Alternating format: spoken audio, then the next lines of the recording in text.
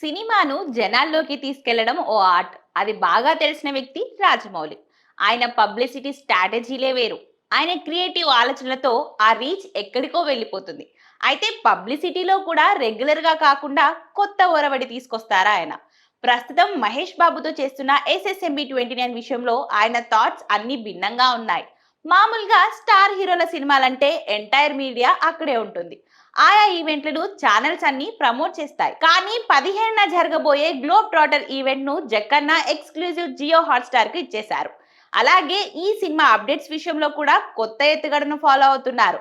ముందు నుంచి కూడా ఎలాంటి అప్డేట్స్ ఇవ్వకుండానే సినిమాకు విపరీతంగా హైప్ తీసుకొచ్చిన రాజమౌళి ఇప్పుడు ఏ అప్డేట్ లేకుండానే డైరెక్ట్ గా కంటెంట్ మీడియాకు వదిలేస్తున్నారు. ఇందులో విలన్ గా నటిస్తున్న పృథ్వీరాజ్ సుకుమారన్ ఫస్ట్ లుక్ అందుకు ఉదాహరణ. ఆ లుక్ వచ్చే వరకు అది వస్తుందన్న సమాచారం కూడా తెలియదు. సోమవారం సంచారి అనే పాటను కూడా విడుదల చేశారు. దీనిపై కూడా ముందస్తు సమాచారం ఏమీ లేదు. డైరెక్ట్ గా రిలీజ్ చేశారు. ఆ పాట వస్తుందని సినిమా సర్కిల్లోనే చాలా మందికి తెలియదు.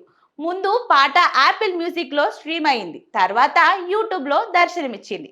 కాకపోతే రిలీజ్ అయిన తర్వాత రావాల్సిన రీచ్ అప్పటికే వచ్చేసింది.